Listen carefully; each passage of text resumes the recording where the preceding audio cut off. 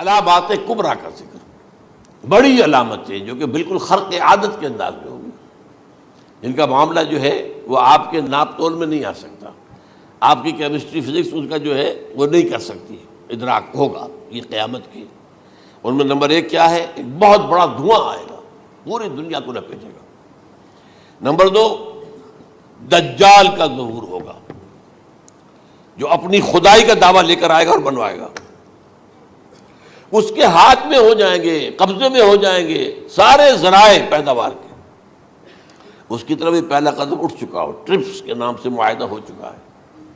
کوئی ملک اپنا بیج پیدا نہیں کر سکتا ہو، یہ بیج ہم نے ڈیولپ کیے ہیں۔ ان کے ڈیولپمنٹ سے پہلے تم ایک ایکڑ سے کتنی گندم لیتے تھے، آج کتنی لے رہے ہو؟ کس بنا پر؟ جینیٹکس کا جو کام ہم نے کیا ہے اس کی بنا پر ہو رہا۔ ہاں تو ہمارا حق ہے، اس کی رائلٹی ہمارے پاس آنی چاہیے۔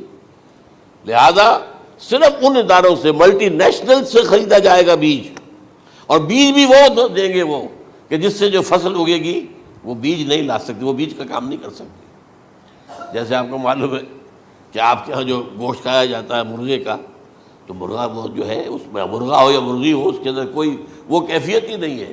ان کے انڈے جو ہے ان سے آپ بچے حاصل نہیں کر سکتے، ہے تو انڈا، دیکھنے کو تو انڈا ہے، لیکن وہ بنڈا جو ہے اس سے بچہ تو نہیں حاصل کر سکتے۔ ایسے ہی وہ گندم کا بیج دیں گے، نظر آئے گی گندم، لیکن اس کے اندر وہ صلاحیت نہیں ہے کہ اس سے جو فصل اگے گی اس کا نتیجہ جو ہے وہ بھی آپ لے سکیں۔ یہ ہونا ہے، اللہ جانے، قدم اٹھ رہے ہیں ادھر۔ پھر یہ ہے کہ دابۃ الارض، زمین سے ایک حیوان نمودار ہوگا، زمین شق ہوگی۔ ابھی میں کہہ رہا ہوں خرق عادت ہے، یہ چیزیں وہ نہیں ہیں جو ہماری کسی حساب کتاب میں، جو باتیں پہلے آئی ہیں وہ تو حساب کتاب میں آ رہی ہیں، ساری سمجھ میں آ رہی ہیں، ساری چیزیں مشاہدہ ان کا ہو رہا ہے۔ لیکن یہ ہے کہ دابۃ الارض، یہ کہتے ہیں کہ کوہ صفا، اس میں تو نہیں ہے حدیث میں، کوہ صفا پھٹے گا اور اس میں سے ایک حیوان دابہ وہ ظاہر ہوگا، تو اسی لیے فرمایا ہے وَإِذَا وَقَعَ الْقَوْلُ عَلَيْهِمْ أَخْرَجْنَا لَهُمْ دَابَّةً مِّنَ الْأَرْضِ تُكَلِّمُهُمْ، تو ہم اندر سے پیٹ کے چیر کر زمین کے پیٹ کو ایک حیوان کو برآمد کریں گے جو انسانوں سے بات کرے گا، گفتگو کرے گا۔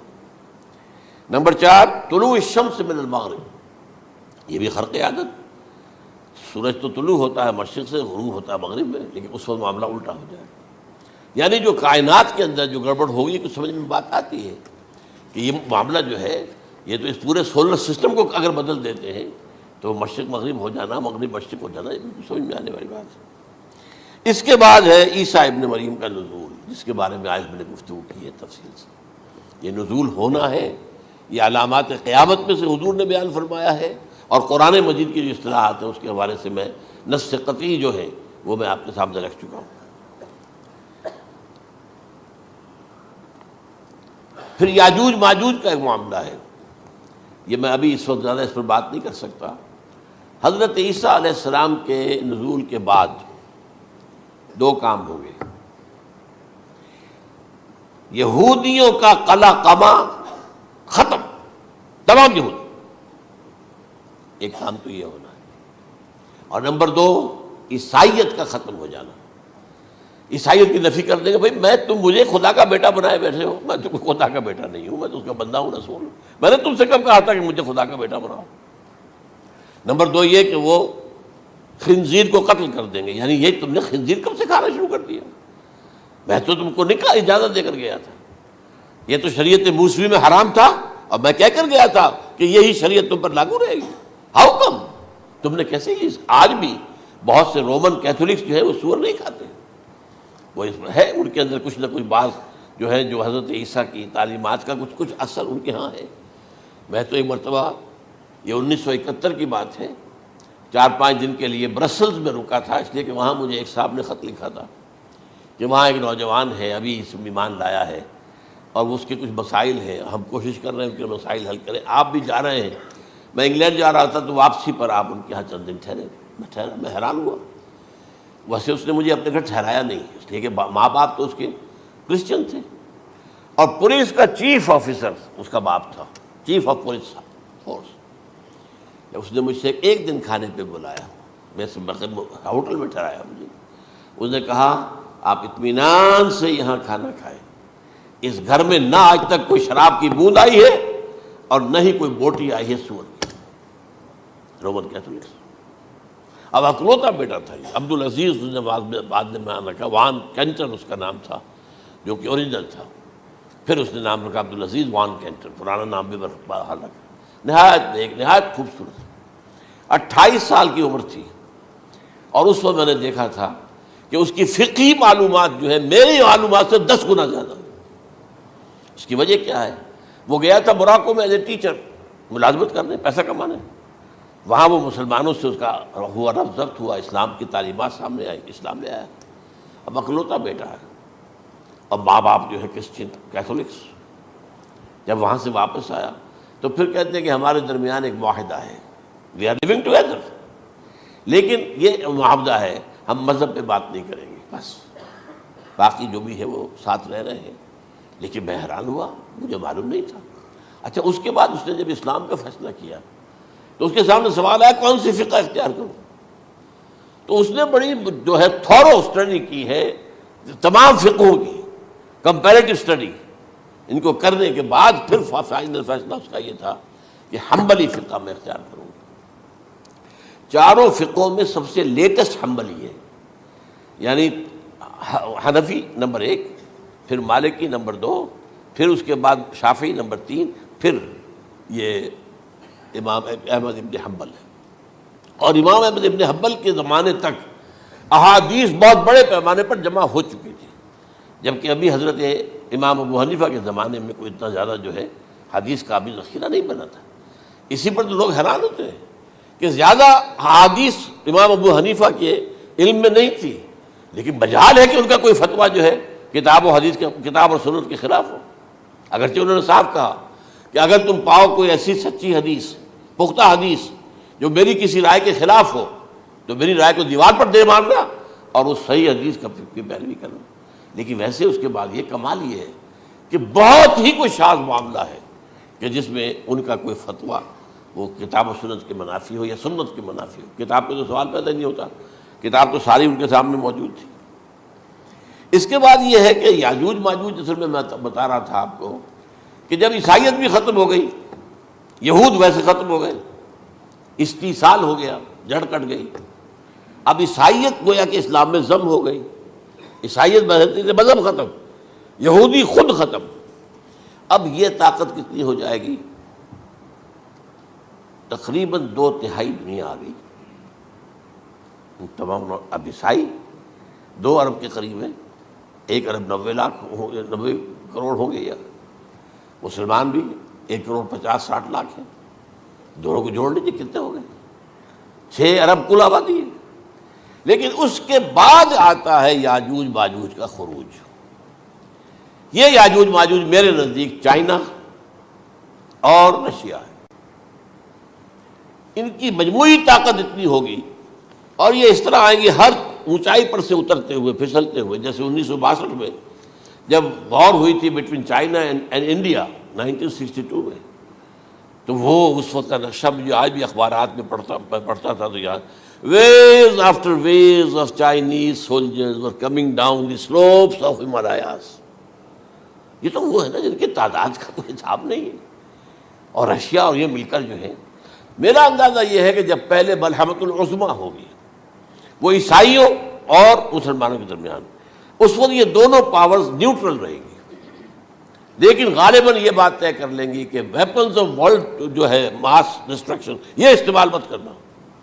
اگر یہ ویپنز آف ماس ڈسٹرکشن استعمال کرو گے تو ہم میدان میں آ جائیں گے. اس میں وہ جنگ جب ہو چکے گی، پھر حضرت عیسیٰ کو فتح حاصل ہو جائے گی، اور پھر یہ کہ یہودیت ختم ہو جائے گی، عیسائیت بطور مذہب ختم ہو کر اسلام میں ضم ہو جائے گا. پھر وہ 40 برس کا عہد حکومت ہے حضرت عیسیٰ علیہ السلام. لیکن جب یہ فتح ہو جائے گی ان پر، اب یاجوج ماجوج آئیں گے اور اتنی تعداد میں آئیں گے کہ بحیرہ طبریہ جو ہے اس کا سارا پانی پی جائیں گے. یہ تو اگر آپ کو کبھی اندازہ ہو یا کوئی آپ جانیں ان لوگوں کو جو ان چینیوں سے واقف ہیں، وہ کہتے ہیں زمین پر ہلتی ہوئی کوئی چیزوں سے وہ چھوڑی چھوڑ کے کھا جائیں گے. جہاں وہ جاتے ہیں ایز اے لیبرر، وہاں کے جو سارے کتے ہیں ختم، ساری بلیاں ختم، ہر شے، وہ جو سانپ کھاتے ہیں، ہر چیز کھاتے ہیں. اور یہ تمام ایسٹرن کنٹریز کے اندر ہوتا ہے. بڑی ڈیلیشیس ڈشز ہیں یہ، سانپ وغیرہ وغیرہ، اور یہ جس طرح کھا جائے، پانی پی جائے، ایک قطرہ نہیں رہے گا اس پر. تو پھر جو ہے اللہ تعالیٰ اس وقت جو ہے اس میں ایک ایسی بیماری پیدا کرے گا کہ یہ سب مر جائے. یہ معجزے سے ہوگا، یعنی ان کے اوپر فتح جو ہے وہ عام لڑائی کے ذریعے سے نہیں ہوگی، بلکہ اس کے اوپر فتح جو ہوگی وہ اللہ تعالیٰ سے بوجھ، ایک بیماری پیدا ہوگی، سب مر جائیں گے. اور اس کے بعد اللہ تعالیٰ ایسے پرندے بھیجے گا بڑی لمبی لمبی گردنوں والے، وہ ان سب کو کھا جائیں گے. جیسے ہمارے ہاں گدھ ہوتے ہیں وہ ان کو صاف کر دیں گے. ورنہ تو یہ ہے کہ پوری دنیا کے اندر جو بدبو اور جو پیدا ہوتا معاملہ اس سے، تو اس نوع انسانی کی بقا ممکن نہیں تھی. ان کے خاتمے کے بعد پھر یہ ہوگا کہ حکومت اسلامی جو ہے پوری دنیا میں حضرت مسیح علیہ السلام کی ہوگی. 45 برس وہ رہیں گے، اسی میں وہ کہلن بھی آ جائے گا. وہ فی المہد و کہلن جو میں نے شروع میں بیان کیا تھا، اسی میں پھر یہ ہے کہ وہ شادی بھی کریں گے، ان کی اولاد بھی ہوگی، اور پھر ان کا انتقال ہوگا تو حضرت حضور صلی اللہ علیہ وسلم کے حجرے میں، وہیں پر جہاں حضور اور ابو بکر اور عمر رضی اللہ تعالیٰ عنہم دفن، وہیں پہ ان کو دفن کیا جائے گا. اور قیامت کے دن حضور فرماتے ہیں کہ میں اور یہ تینوں ساتھ نکلیں گے. تو یہ ہے حالات و واقعات. بہرحال اس میں یہ ہے کہ یہ نوٹ کر لیجئے کہ جہاں تک ہمارے ہاں آج کل کا معاملہ ہے، میرے نزدیک میں یہ کہنے پر مجبور ہوں، جو رفع و نزول مسیح کو نہیں مانتا وہ کم سے کم منکر حدیث ضرور ہے.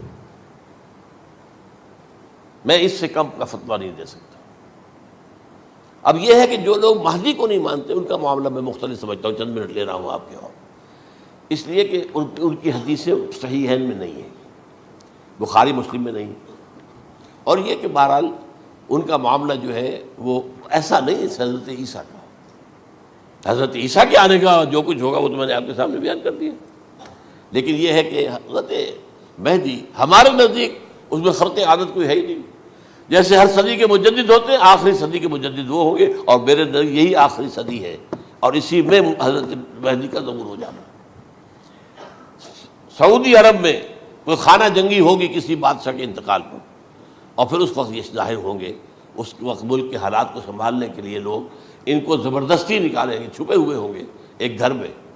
یہ حضرت ام سلمہ رضی اللہ تعالی عنہ کی روایت ہے کہ ایک بادشاہ کے انتقال پر یہ خانہ جنگی ہو جائے گی، اور ایک شخص مدینے سے بھاگ کر مکے میں چھپ جائے گا. یہ تو ہے ان کے الفاظ، میں توجیہ کر رہا ہوں. یہ لوگ ان کی طرف دیکھ رہے ہوں گے کہ یہ جو وقت آیا ہے فتنے کا ہماری قوم پر، ہمارے ملک پر، تو ان کی شخصیت ایسی ہے کہ یہ بیچ میں آئیں، صلح صفائی کرائیں، اور وہ جو ہے اس ذمہ داری سے بچ کر بھاگیں گے اور جا کر مکے میں چھپ جائیں گے.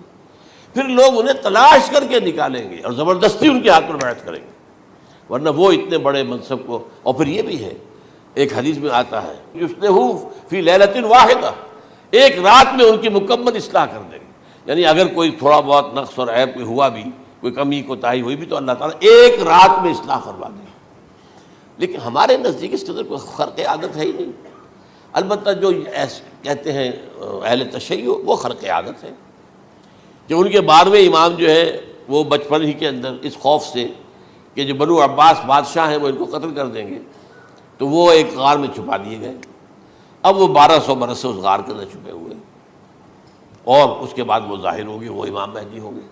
اس میں خرق عادت ہے. لیکن میں یہ کہتا ہوں کہ محض خرق عادت کی بنیاد پر ہم اس کی نفی نہیں کریں گے. کیوں؟ کیا ہم یہ نہیں مانتے کہ اصحاب کہف 300 برس تک سوئے رہے؟ یہ کیا عام بات ہے؟ حضرت عزیر علیہ السلام اللہ نے انہیں موت دی، موت، اور 100 برس کے بعد زندہ کر کے اٹھا لیا. تو خرق عادت حضرت عیسیٰ کو ہم اتنا بڑا خرق عادت مانتے ہیں کہ اٹھا کر آسمان پر، تیسرے آسمان کے اوپر ہیں، موجود ہیں، اب بھی ہیں. شب معراج میں تیسرے آسمان پر حضور کی ملاقات ان سے ہوئی.